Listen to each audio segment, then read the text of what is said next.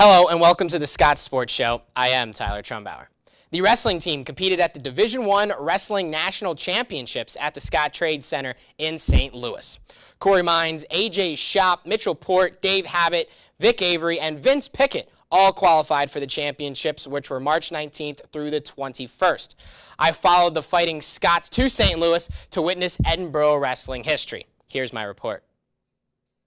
6 Fighting Scots made the trip to the Scott Trade Center in St. Louis for the Wrestling National Championships. Vince Pickett at 197 was one of them. He lost by decision twice and was ousted. At 125, Corey Mines made it to the quarterfinals before losing and then lost in the consolation bracket to be eliminated. At 184, Vic Avery made it all the way to the semifinals before he lost to Gabe Dean, who was the eventual national champion. Vic Avery wants his revenge. I'm still thinking about it. I was thinking about it. I feel like Rocky in Rocky 3 when freaking Clubber Lang beats him and he has to battle back. It's like I had it flash into my mind this whole morning, and it's hard for me because I do all the right things, so I really feel like I deserve it. When you care that much, it's hard to let it go. But yeah, you know, my journey again. It's I'd like, if anybody wants the time to hear it, love to explain it. I'm sure it opens some eyes, but it has not been most of these dudes' journeys really come from the bottom of this sport to the top just through hard work and through God. And you know, I'm blessed for that, but I've been in the backside my whole career, you know what I mean, battling for third and stuff, and so it's nothing new to me, you know. I want to be in the finals, I want to be on the stage, and I want to win the championship. So, you know, people are happy, but I'm happy I took third, but like at the same time, if I could trade being a 2-time All-American and a 1-time national champ, I would have rather not place this year if I could have, you know, if the deal was to win it next year or something. So, but it is what it is. I'm glad that I hopefully showed some people that I'm tough and hopefully opened some eyes that I am here and that I'm coming for Dean next year as well. AJ Schopp had quite the trip to St. Louis after being upset in his first match. He won 7 straight to earn All-American status and finished third, including 4 falls as well. That's what he loves to do. I was scared. I could have been knocked out of the tournament at any point of that 4 matches I needed to win to solidify my All-American status, but it's really cool that I got 1 win and then I just started pinning people, and that's fun. That's what I love to do. Yeah, and the falls. I mean, you're Edinboro tops for falls in Edinboro, and to do it on the national stage, to make this arena roar like that with a pin. What does that feel like? What goes through you? Just those pins. I don't really hear anything. I just know that, I don't know, I get a little excited when I get a pin. And at this stage, it's hard. I got 4 of them this tournament, so. Unbelievable on the backside, too, against higher seeds. Yep. Got the All-American status. And now the silver lining in it all, you get the team trophy. Yes. I mean, like, you didn't get an individual national championship, which I know you were gunning for, but you still finished strong, and you still made history for Edinboro in your last year. What does that feel like? It's awesome. I haven't stopped smiling, I don't think, since yesterday, so my face is getting a little tired from smiling. It was a roller coaster. It went down and just went up from there. We got 3rd as a team, so I'm happy. At 149, Dave Habat was the 3rd seed, and he talked about wrestling at Edinboro against all these bigger schools. I mean, I don't gotta tell you guys, we get after it. You know, we really do get after it. We don't care about how the facilities look, or how much resources we have, or how much money we get. But we have wrestling mats and wrestling shoes just like everybody else, and we expect to win just like everyone else, and we train like it. And that's why we're producing that way. I can say for AJ and Mitchell, we're all the same. Even Corey Mines, we're all the same age. We came in together. And I think, I don't know what Mitchell would say, but I know that I'd like to say that I think I've helped him a lot, and I can definitely say he's helped me tremendously, you know. So I think us training together is really, I mean, I think those two, AJ and Mitchell, would be fine on their own, but I think we took it to a new level together. As far as Vic Avery goes, that dude's been really good for a while. He works extremely hard, like very hard. If you say anyone deserves to win, he deserves to win. We've been friends throughout the year, but we weren't as close. We became really good friends about last year, and then this year we decided to live together. And I'd say the biggest adjustments I made was, you know, I'm a 24/7 wrestler, you know. What I mean by that is I always work hard in the room, but Vic helped me with the off-the-mat stuff as far as sleeping and eating right. And, you know, it's tough when you wrestle every day. You dream of these moments, but when you're at practice, it's a lot harder. You're just in a basement of a gym, and you really have to prepare like you're wrestling, and that's another part where Mitchell comes in. If I want to wrestle Mitchell Port, I can't go out and eat bad food. I can't stay up real late. He'll kick my butt, and he's doing it every day. He's going to bed on time, and he's doing all the right things. So if I want to get beat up by Mitchell Port every day, then I'll do the wrong things. If I want to compete with him or try to beat him, then I have to do the right things. Habat advanced all the way to the national championship match at 149 pounds, where he faced top-seeded Drake Hodeschelt of Missouri. Hodeschelt did get the best of Habat 3-1 in sudden victory with a takedown in that extra period of wrestling, but he did earn All-American status as well. At 141, Mitchell Port was the number 2 seed. He advanced all the way to the national championship, where he faced Logan Stieber, who he faced earlier. Port talked about what happened in that first match in a press conference after the semifinals. I think I just got to get on my attacks and stuff. He scored from just about every position that he was able to score from, whereas I didn't put myself into scoring positions to score from. So I think if I get to more scoring positions, hopefully I can score out of them. Port unfortunately had to take second place to Stieber, who won by an 11-5 decision. But all of their accomplishments together earned Edinboro third place in the team race, the highest finish Edinboro's ever had, got them their first national team trophy, and made head coach Tim Flynn elated. It's something that's culminated from years and years of work and these kids being together, and they did the work. They did what we asked of them, and it's just unbelievable feeling. Congratulations to this year's squad and to the seniors who certainly left a mark on the Edinboro program. When we return, I'll be joined by head women's lacrosse coach Kevin Cooke and Cydney Hyrcko to talk about the team's great start to the season. If you've seen Sox Harrison Stadium in the last few days, you may have noticed that the field is clear of snow after just having several feet of it a week or two before. How did it get cleared? It may be the hot play of Edinboro's women's lacrosse team. The Scots started the season 4-0 and are off to the best start in school history. Head coach Kevin Cooke and sophomore Cydney Hyrcko are here to talk about that tremendous beginning. Welcome to the show. Congratulations on the amazing start. Well, thanks for having us. Of course, Coach.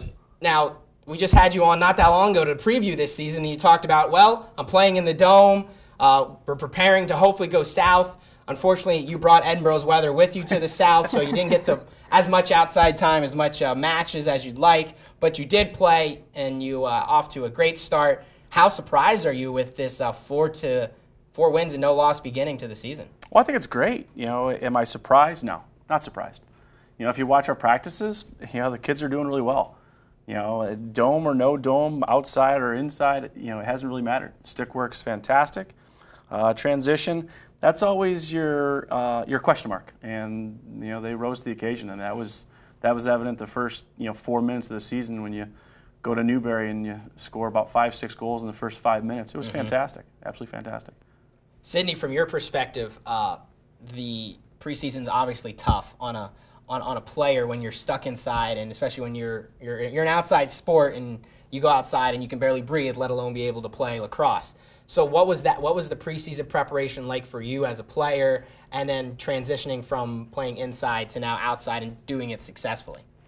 It was a lot of work doing preseason stuff, lots of conditioning, lots of running. So if we're in the Dome, it's obviously a different climate because it's a lot warmer. I mean, we do time miles, we do our sprints, we do everything. So going outside, especially going down south, our first game in Newberry was pretty warm. So adjusting to the heat out there wasn't too bad because we were in the Dome, warm, but our past game was actually pretty cold. So changing to that is kind of a little more rough on your lungs, but I think we adjusted very well, obviously. We won our game, so. Yeah, that you're alluding to the 16-9 win over Shippensburg in your home and PSAC opener. So, Coach, obviously got most of your matches in. You had the one that was postponed with Alderson Brodus, but you ended up making that up on a doubleheader. And then you had Wheeling Jesuit, which was postponed, which was supposed to be your home opener. Let's go back to that doubleheader, though. We talked about it was, 10:30 and then a 1 o'clock start with the both games. I'm normally not even up by 10:30 in the morning, and now you're going to play 2 games within that quite the tight window. What was that like? Never had I ever thought that I would ever do something like that, but they responded really well. The first game, you're right, started at 10:30 in the morning. We were trying to push for a 10 a.m. start, so that way we would have a little bit bigger window between games, because not only did we play Alderson Broadus, but we also then had to travel to the next game, which was about 45 minutes away. So it was literally a get off the bus, use the restroom, we're not changing our clothes, we're going to start playing. And I think they responded really well. And and the comment I made after the game was I think today was good for us. I think that it's preparing us for PSAC play. It's not going to be easy. You have to mentally be prepared to be able to play. And one of the goals that our team has set for itself is to be able to play 2 halves. And really, I looked at the Alderson Broadus and the West Virginia Wesleyan games as each game was a half. And you have some ups and your downs, and they were able to respond really well to it. It was great. Yeah, I guess you could definitely say they were game ready for that second one after already getting one under their belt to start off in the morning. Cydney, so with you had such a great season last year. You got the PSAC accolades, and you were one of the favorites coming into this season. So now the conference knows about you a little bit. How are you going to respond to that? Because you're not just going to fly under the radar. Everybody, as Coach said, you're starting PSAC play. It's already tough as it is. For you, it worked well last year, but now you're going to have to work even harder to try to outsmart your opponent. Yes. Change things up a little bit. Everybody knows I'm a pretty strong right-handed player, so work on, my lefty, and just I got to pick things up in different areas, I'm really good in a few aspects, and then other aspects I'm lacking. So maybe pick those up. People won't see it coming. It's the best I can do. So keep it secretive. Just say different areas. Don't really tell me exactly what it is, because you don't want them to notice. I got you. But let's look more at the team aspect. It's not just you out there getting it done. You have a lot of contributors on this team. Becca Martin, she unbelievable last year with assists. She's just dishing it out left and right, and she's even bettered herself this year thus far with what she's done there. And then moving on, Alexa Healy was just 1 goal shy of tying the school record for most goals in a given game in that 16-9 win against the Red Raiders at Sox Harrison Stadium. What about your teammates? What are their thoughts so far on the start and how this team is playing? What's the mood in that locker room right now? Everybody is super excited. I mean, winning definitely boosts your confidence, obviously. I mean, last year we started off the season against Shippensburg, just as we did on Saturday, and first PSAC game, and we lost by 1 goal. So, I mean, it was a little discouraging starting off that way with our first PSAC win last year, but I think starting it off this year with a win and a strong win was kind of really motivating for our team. So I think it's going to steer us in the right direction for the season. Coach, obviously you have the returners like a Cydney, a Becca, a Hannah, others that are, contributors that you would expect to make impacts on the matches, but you have a new netminder this season. Paige Skinner. Yep. Yeah. Who has done an amazing job thus far. Just talk about her transition coming into this team, getting acclimated to not just college lacrosse, but then also being a starter on a college lacrosse team. Well, that was one of her goals. That was her goal, irregardless of who the competition was. During some of our individual meetings after fall ball, she expressed she wanted to be a starter. So that part of it, that the mentality is there, which is great. And then the other part of it for us is, even though she's the last line of defense, what we've tried to do or tried to make sure that we've done is, put as good a defense that we can in front of her, and force bad shots. And if you watch the Shippensburg game, the first 10, 15 minutes of the game, we didn't allow quality shots. Shots were 6, 7, 8 meters away, and that is definitely something that Paige would agree to you right now, that it's really helpful. And it really helps to settle the nerves, especially early in the game. Lock Haven, that we play tomorrow, they're a strong team, and will they be as impatient, as Shippensburg? Well, the film says yes, but again, they're a team that's also 3 or 4 games in the year as well. So you wonder, today when they're going out to practice, are they going to be talking about that same scenarios? You got to be more patient, but again, I think Paige is up to the challenge. Again, practices has been fantastic. Each game that we've played, she's looked really good. Warm-ups have been great for her. So we're excited. And it's obviously going to make it easier for her when the offense is taking care of business as well. Yes. I think you've had an absorbent amount of goals this starting off, 16 on Saturday. You've putting up double digits in nearly every match. Just talk about the offensive prowess thus far. I know you said your stick play is doing well. You're working on that transition, but pushing forward, do you like your offensive attack thus far? Oh, how could you not? You're talking about 19, 14, 16 goals per game. It's a lot of fun to watch. I made a comment to the team after the game on Saturday that yes, winning is a lot more fun, but it's also from a sideline perspective, it's a lot of fun to watch them. And the offense.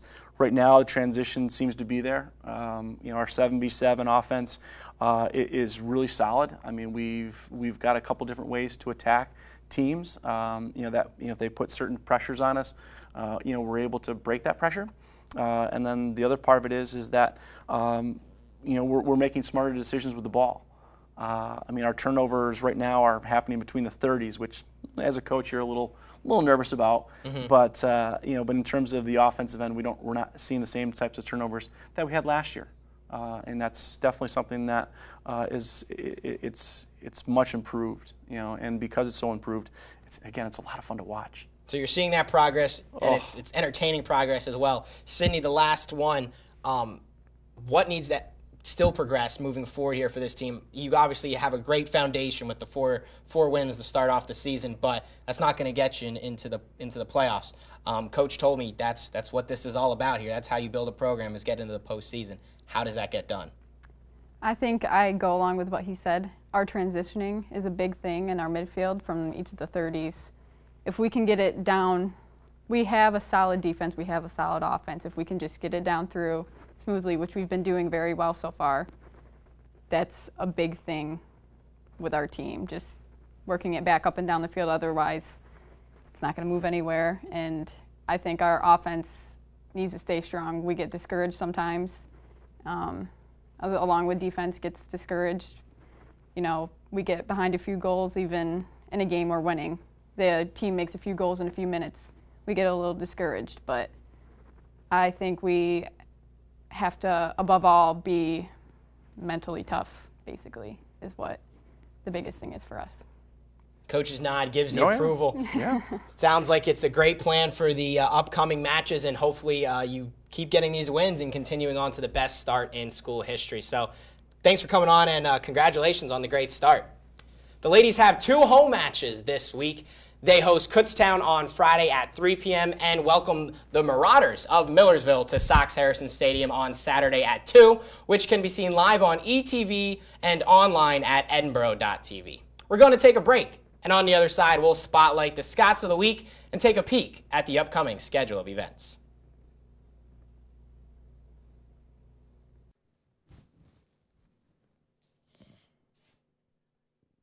Congratulations to the wrestling team and Alexa Healy of the women's lacrosse team for being named this week's Men and Female Scots of the Week. As we talked about before, the wrestling squad finished 3rd in the team points race at the national championships last week with 75.5 points, earning the first national team trophy in school history. Healy netted 7 goals during Saturday's 16-9 victory over Shippensburg. That mark was a career high for the sophomore and one shy of tying a school record for most goals in a game. Now let's look at what is upcoming for Edinboro University athletics. Tennis starts it off on Thursday with Slippery Rock, which they just finished up. On Friday, track and field, some members of that team will be heading down to NC State for the Raleigh Relays on Friday and Saturday. Softball hopes to play Seton Hill on Friday. Lacrosse hosts Kutztown at Sox Harrison Stadium. Moving into the weekend, track and field, other Fighting Scots of that team will go to the Worcester Invitational on Saturday. And then women's lacrosse has Millersville. Tennis is busy as well. They're going to be in West Virginia as they have Charleston, West Virginia on Saturday and finish up on Sunday against West Virginia Wesleyan for both the men's and the women's team.